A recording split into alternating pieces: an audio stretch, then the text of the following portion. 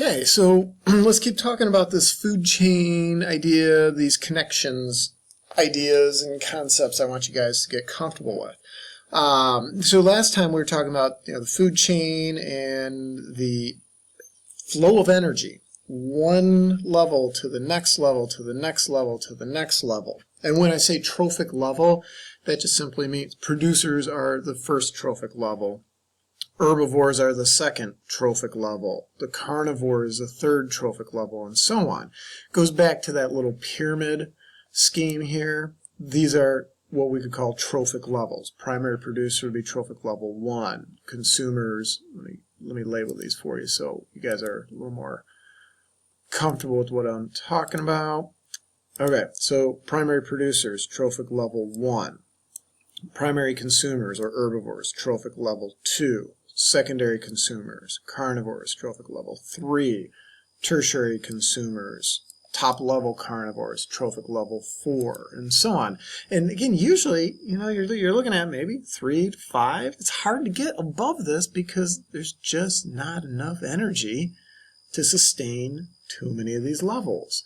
So, and that's what we talked about with the food chain, is look at the numbers, follow the flow of numbers. Every producer base will have a calorie count. It has so many calories available at that producer base. Again, that's usually measured in square meters. Calories or kilocalories per square meter. And then what can that support? How many levels up? So our owl example, no, the owl's not surviving off of 2 acres of these plants, because that only provides enough energy for the caterpillar, the frog, the snake, and by the time it reaches the owl, it's just not enough calories. So that owl needs a big territory. Again, that's the concept to get in our heads here, is large territories for top-level predators. So when we talk about wolves, this is why wolves need hundreds and hundreds of acres. If you have a big wolf pack, you need thousands of acres to find enough food to feed all those wolves. And if we lose that habitat, that producer base, you lose the top level very easily. Okay, so that is the food chain idea. Now what we're going to do is connect this into the food web. So food web is a connection or connections between all of the food chains that exist within a community. Okay? All these food chains are connected into the bigger web. These tend to be very complex and involved. I mean, there's a lot going on here. So we're going to, in the next slide, we're going to draw out some of these and look at these connections. Okay, so let me get some text going here. Let's put this into an Illinois example here. All right. Top level predator. Let's say it's a red-tailed hawk. That's one of the top level predators. Let's throw in a fox. Let's throw in a coyote. And let's throw in there the bald eagle. Okay, let me move that back a little. Okay, so there's your top level predators. Now hawks would be carnivores. Foxes actually are omnivores. They eat a lot of different things. Coyotes eat a lot of different things as well. They're an omnivore. The bald eagle, carnivore. Now the hawk, let's say it eats a rabbit. The fox, maybe the fox's main prey is a field mouse. The coyote, maybe that's going after pheasant.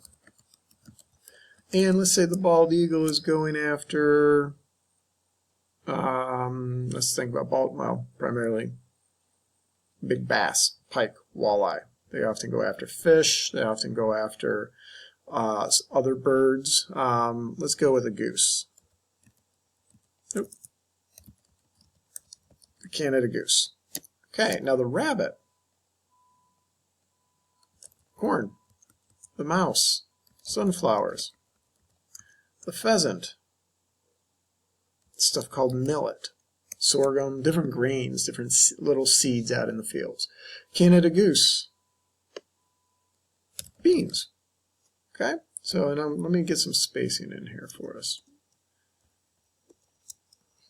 Okay. Okay, so we have food chains. Okay, let me get back to my pen. All right, so what we have here are food chains. Energy is going from the corn to the rabbit to the red-tailed hawk, from the sunflowers to the mouse to the fox. The millet goes to the pheasant and then to the coyote. The beans go to the goose and then to the eagle. So those are food chains. We got 4 food chains. Each chain here has 3 trophic levels: producers, herbivores, and then the top level is either your carnivores, or in the example, the fox and the coyote, we have omnivores. Food chains. But now let's put them together into the food webs. Well, the rabbit is also going to eat the sunflowers. The rabbit's also going to eat the millet. And the rabbit's also going to eat the beans. The mouse, you better believe it, if the mouse can get some corn, it's going to do it. If the mouse can get the millet, and if the mouse can get the beans, it's going to do it. The pheasant, same thing. Let's grab some sunflowers. Let's grab some beans. Pheasants tend not to eat too much of the corn and bean crop, but they will take access to corn if they can. And then the goose. Goose is going to go after that corn. Usually not sunflowers or millet. Now the bald eagle. I'd bet your bottom dollar the bald eagle will kill a pheasant if it has an opportunity. It will also kill a rabbit. The coyote. Coyotes are going to get any of these things that are available. If they're not available, coyotes may drop down and go for some of the beans. They may also eat some of the corn. The fox. Okay, the fox, yeah, it's going to kill a rabbit. It's going to kill a pheasant. Foxes, not necessarily going after the geese. They tend to be a bit big for the fox. Red-tailed hawk. Sure, they'll pounce on a mouse. They'll pounce on a pheasant. Not necessarily the goose. Again, geese are pretty big. So it gets messy now when we deal with the food web. The web is a very messy, very complex set of interactions and dynamics. So imagine the ripple here. Let's say we have a bad corn harvest this year. Drought. That means the rabbit population is going to go down. So the rabbit population goes down. That's going to impact the hawks. That means the hawks have to shift a heavier feeding preference to these other 2 or 3 species. Maybe they will get desperate and go after a goose. That then impacts the fox, because now they're competing more with the foxes, the coyotes, and the bald eagles, because hawks are trying to eat. They're taking food from those other things.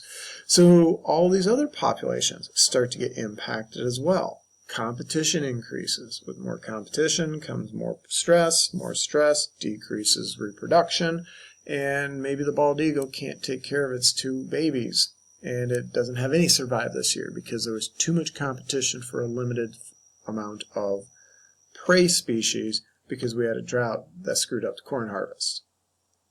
Okay? Look at the connections. That's what I want you guys to be able to do with this. Food webs can get complex, messy things.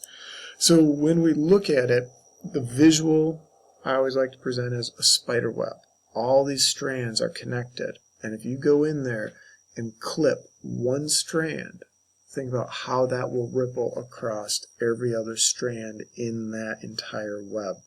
The entire web could unravel over time if that one strand is clipped, especially if the strand you clip is a keystone species. You knock that species out, and there's significant consequences to the stability of the food web. So the goal with ecology is to get people to see these things, to understand these things, and then to figure out how to make a difference. What can we do individually to make a difference with these types of issues? All right, so check out the rest of ecology, and let's use this lecture to connect the entire ecology unit.